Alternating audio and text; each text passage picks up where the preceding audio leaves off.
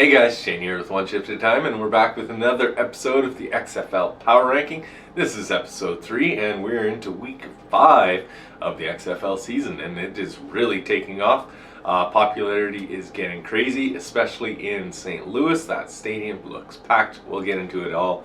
Let's jump right into it. Number 8, we do have the Orlando Guardians. Oh man, 0-4, and they got destroyed again this week. This time it was at the hands of the Roughnecks.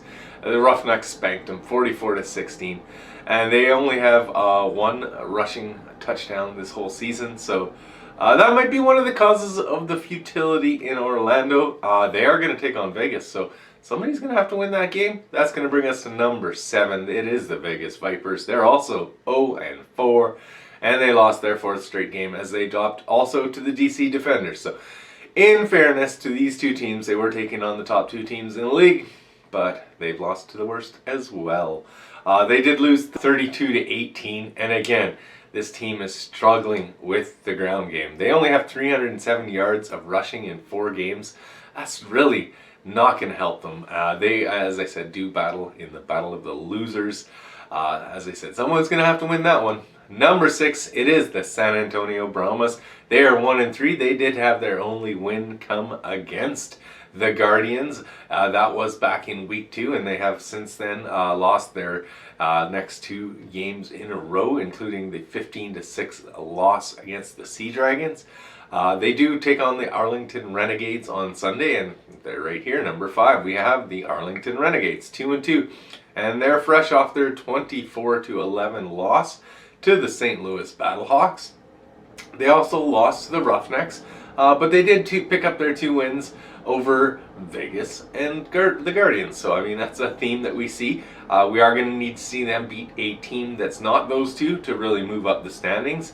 And they will battle the Brahmas on Sunday. Number 4, we do have the Seattle Seadragons. They're 2-2 and winners of 2 straight, so they are moving right up this list.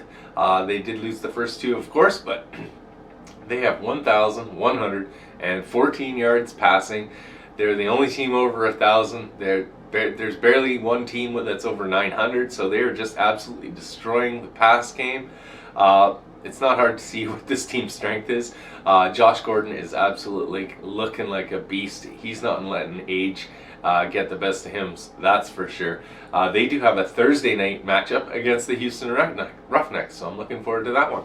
Number 3, it's the St. Louis Battlehawks, 3-1, and they bounced back after their tough loss to the Defenders with a big win over the Renegades. It was 24-11, and man, what an electric atmosphere in St. Louis. That full bottom bowl is full. The second bowl is got quite a few people. This is a huge success. That's why I did this short about it. Football belongs in St. Louis, and after the Rams left, I'm definitely glad that they have a team to cheer for again.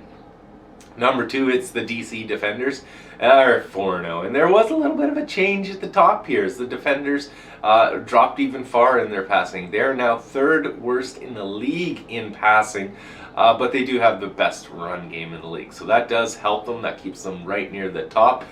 They also have a game versus the Vipers. They did not win as well as Houston did against the Guardians, so they were both playing very weak teams, and Roughnecks did a much better job winning their game.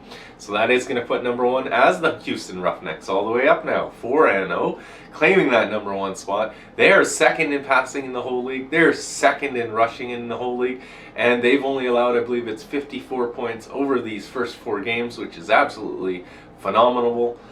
So just they're clicking on all cylinders, and this is going to be a very tough team to stop. As we did say, nice Thursday night action. They're going to take on the seadragons. Let me know in the comments below how your XFL top 10 looks, top 8, sorry. How you're enjoying the season so far. Like this thing, share it around, and if you're not already, please consider subscribing. We're at 149. I just need one more for 150. Is it going to be you? Thanks again for watching, and we'll see you guys in the next episode.